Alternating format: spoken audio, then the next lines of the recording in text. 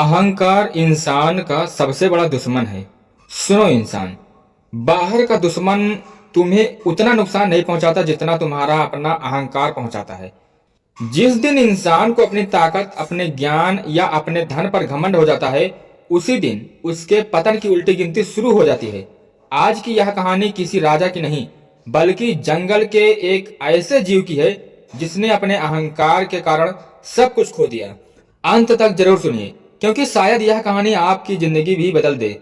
बहुत समय पहले सतपुड़ा के घने जंगलों में एक विशाल चंदन का पेड़ खड़ा था। उसकी सुगंध दूर दूर तक फैलती थी। सुबह की पहली किरण उसकी पत्तियों पर पड़ते ही पूरा जंगल महक उठता था। उसकी छाया में हिरण विश्राम करते, पक्षी गीत गाते और ऋषि मुनि भी कभी कभी उसके नीचे बैठकर ध्यान करते थे।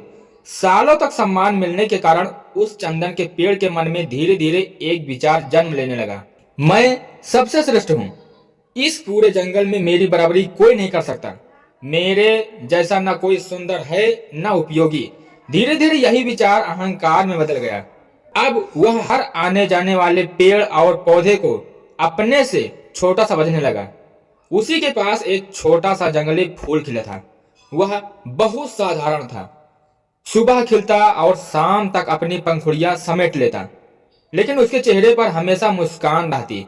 एक दिन चंदन के पेड़ ने हंसते हुए कहा, तुम्हारी उम्र ही कितनी है? आज खिले हो, कल मुरझा जाओगे। मुझे देखो, सदियों से खड़ा हूँ। फूल ने मुस्कुराकर उत्तर दिया, जीवन की लंबाई नहीं, उसकी विनम्रता मायने रखती है। चंदन जोर से हंस पड़ा। छोटे लोग हमेशा बड़ी बातें करते हैं। फूल ने धीरे से कहा, बड़े लोग कभी किसी को छोटा नहीं समझते। चंदन ने उसकी बात अनसुनी कर दी। कुछ देर बाद एक वृद्ध माली उस जंगल से गुजरा। वह वर्षों से पौधों की सेवा करता था। उसने चंदन के पेड़ को देखा और कहा, तुम्हारी सुगंध बहुत सुंदर है। चंदन गर्व से बोला, क्योंकि मैं सबसे श्रेष्ठ हूँ। माली मुस्कुराया, सुगंध तब तक अच्छी लगती है जब तक उसके साथ विनम्रता हो। अहंकार मिल जाए तो सबसे अच्छी खुशबू भी लोगों को दूर कर देती है। चंदन ने हंसकर कहा, मुझे किसी की सलाह की जरूरत नहीं। माली ने आकाश की ओर देखा। दूर दूर तक काले बादल दिखाई देने लगे थे। ठंडी हवा का स्वर बदल चुका था। पक्षी अपने घोंसलों की ओर लौट रहे थे। चींटियां तेजी से ऊंची जगहों की ओर जा रही थी। माली ने जाते जाते कहा, प्रकृति हर घमंडी को एक दिन आईना जरूर दिखाती है। इतना कहकर वह चला गया।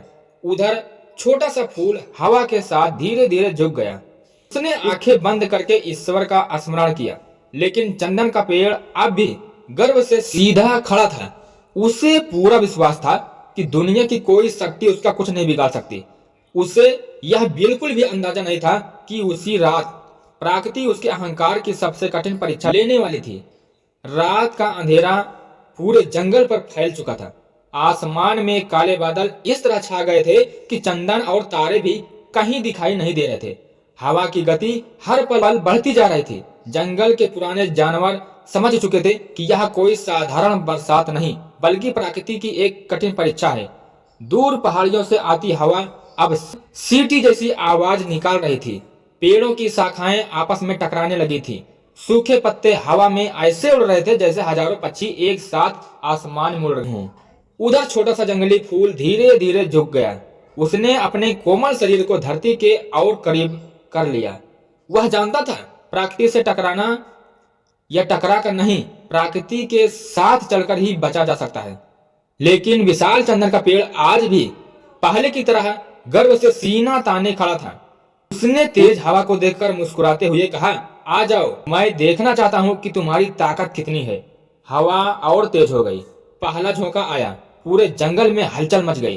बांस झुक गए, घास धरती से लग गई, छोटे पौधे लहराने लगे। लेकिन चंदन का पेड़ पहले की तरह अडिग खड़ा रहा। उसने नीचे झुके हुए फूल को देखकर कहा, देखा, तुम फिर डर गए।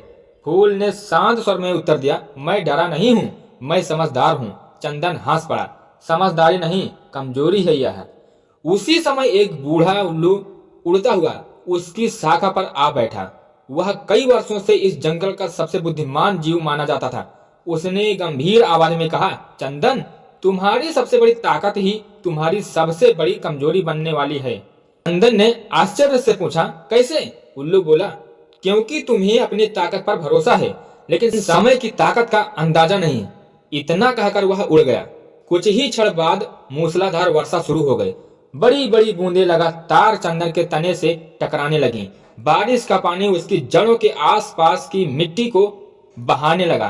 धीरे धीरे उसकी गहरी जड़ें दिखाई देने लगीं। पहली बार चंदन को चिंता हुई। उसने मन ही मन कहा, ऐसा पहले कभी नहीं हुआ, लेकिन अब भी उसका घमंड पूरी तरह खत्म नहीं हुआ था। उसने अपनी जड़ों में और अधिक बल लगाया। मैं नहीं गिरूंगा, कभी नहीं। उधर छोटा सा फूल अब भी शांत था। वह हर तेज हवा के साथ झुक जाता और जैसे ही हवा आगे बढ़ती वह फिर थोड़ा सा ऊपर उड़ जाता। वह टूट नहीं रहा था क्योंकि उसने लड़ना छोड़ दिया था। तभी आकाश में एक भीषण बिजली चमकी। उसकी रोशनी पूरे जंगल में फैल गई। बिजली के ठीक बाद इतनी जोरदार गर्जना हुई कि पहाड़ तक कांप उठे और उसी क्षण हवा का सबसे प्रचंड झोंका सीधे चंदन के पेड़ से टकराया। चर्र चर्र उसकी सबसे बड़ी शाखा बीच से चटक गई। धड़ाम भारी आवाज के साथ वह धरती पर गिर पड़ी। पक्षियों के घोंसले टूट गए। गिलहरियां घबराकर भागने लगीं। चंदन दर्द से कराह उठा। अब उसकी आंखों में घमंड नहीं, पश्चाताप था। उसे बूढ़े माली की बातें याद आने लगी। उसे छोटे फूल की विनम्र मुस्कान याद आने लगी। उसने पहली बार स्वीकार किया, मैं गलत था। अहंकार ने मेरी आंखों पर पर्दा डाल दिया था। लेकिन समय आगे बढ़ चुका था। बारिश पहले से भी तेज हो गई। हवा ने फिर एक प्रचंड वार किया। चंदन की जड़ें अब धीरे धीरे धरती से बाहर निकलने लगी। उसे महसूस हो गया अब उसकी सारी शक्ति बेकार हो चुकी थी।